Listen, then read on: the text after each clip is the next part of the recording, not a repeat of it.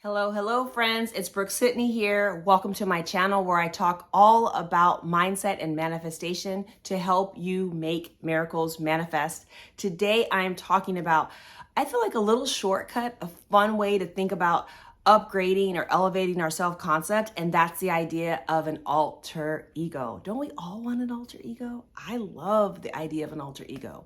But before I get into it, I just want to remind you that there are two ways for you to work with me. So don't sit around and struggle, get some help. That information is listed below. And there's two communities of like-minded individuals on this amazing manifestation journey, and you can connect with those people by checking out the information also below. So today I wanted to talk to you. I feel like it is a trick, a hack for you that are struggling to up-level your self-concept. But before I jump into it, for those of you that are new to law of assumption or new to manifestation, your self-concept is the way in which you see yourself. It is the way in which you feel about yourself, think about yourself in relationship to whatever it is you want to manifest. You have multiple self-concepts. It's not a single self-concept. So we can have a self-concept in love. We can have a self-concept in work, a self-concept in money, a self-concept in relationships, a self-concept about, fear, all of these things. We can have different self-concepts as it relates to our reality. That's why some of us find it that we're able to manifest amazing relationships, different SPs, people coming in and out, but in the area of money, we struggle, or vice versa. And it's about, first of all, recognizing and acknowledging, hey, I want to become a better, conscious, deliberate, intentional manifester in this area so that I can manifest what I want, as well as be super happy about the life that I'm living and the paths that I'm on. I think we forget that sometimes. We're manifesting our dreams. We're manifesting our wish fulfilled. We're not just sitting around and consciously manifesting for junk we don't want. For many of us, that's happening because we're unaware of how our mind's working. So for those of you that are, connected to this video, if this video came across your computer or your phone, it's because there is an opportunity for you to upgrade or elevate your self-concept so that you can manifest the things that you want. Because oftentimes, this is my second point, it's your self-concept that's holding you back. It's your self-concept around whatever it is. So for example, if you're trying to manifest your SP, but you feel like you're never chosen, you're never loved, you're never adored, you're never committed to, that's going to be challenging. You're not going to be in this state of receiving it. I feel like that's so often why people will manifest people back in. Definitely has happened to me on my manifestation journey. And I have the same problems with them. Go figure, because I did not change. It's not about them changing. Okay. Please hear me. It's not about changing the other person. It's not about controlling the other person. It's about changing ourselves. As Neville Goddard says, there's no one to change but ourselves. And then everything else will change. So if there's an area with which you want to manifest, say it's love, for example, because most of us want to manifest love, or maybe it's money, but we'll talk about love, is we want to make sure that we have the self-concept of a person who's loved. Now, here's where the alter ego comes in. And I did this fun little duet video with a woman who was talking about an alter ego, and I will tag that little short above. But basically it's about having a persona, taking on the mindset, because that's essentially what it is. The mindset of the person who has what you want.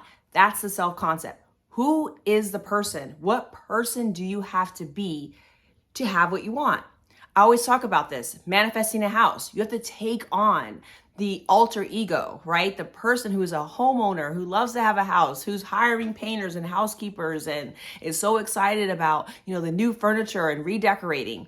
That's the mindset of a homeowner, right? It's not the same as potentially a renter who doesn't care about, painting and the gardening outside, right? There are different personas. I like to think of it as alter egos. So in the short that this lady did that I mentioned, she took on the alter ego of a Southern belle, because she felt like Southern belles are always feminine. They don't worry. Men come to them. It would help her attract the type of man. And I think that's true. It's whatever is working for you in your reality. Because remember, you're the operant power in your reality. So that same Southern belle that worked for her may not work or ring true for you. So it's not about just taking on someone else's alter ego or something that you saw or you heard. Same thing with affirmations, by the way. You really want to find what works for you. Like maybe you saw a movie that had a character in it that always got the guy, right? Or maybe you were in a movie where you saw like a boss, like The Devil Loves Prada or something. Like you saw that this woman was like always just the it chick, where she always had the great clothes and she always had like the opportunities and she always made the best business decisions. Maybe you want to like take on that alter ego as a boss, or maybe you think of somebody else. Like maybe you think of Beyonce as like the woman that's a creative, and you want to think, well, what would Beyonce do? How would I react if I was Beyonce? I wouldn't be worried about this, Think about that. If you want to be a millionaire, take on the persona of someone who's a millionaire. Take on that alter ego of the person who has what you want in reality, cartoon, movies, book, somebody it doesn't matter. Your subconscious doesn't know the difference. It's going to become real to you because you're going to keep practicing this alter ego. You're going to use this alter ego. There's a collection of books like What Would Buddha Do? What Would Jesus Do? Same idea, right? Same idea. What would your alter ego do to manifest your SP? What would your alter ego do to manifest more money? You want to take on the thoughts, the beliefs, the attitudes, the orientations, even the responses, if you can, to that alter ego. That's going to help you live in the end. That's going to help you become, I feel like, at one with your desire. I really feel like lately, that's like another way for me to describe it. Because when the feeling is the secret and you truly do feel it and you know it, you're like at one with all of it. You're in flow. And I talked about that recently in the persistence is not pushing video. You really want to be in flow. You want to be you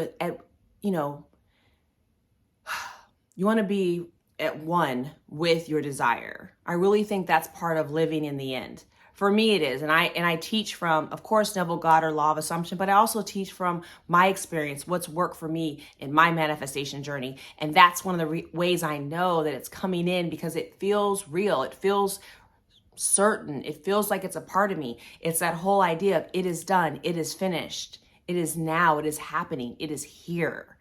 So try on the alter ego, you all. Have some fun with this. Manifestation to me should be fun. If this is not fun, why are you doing it?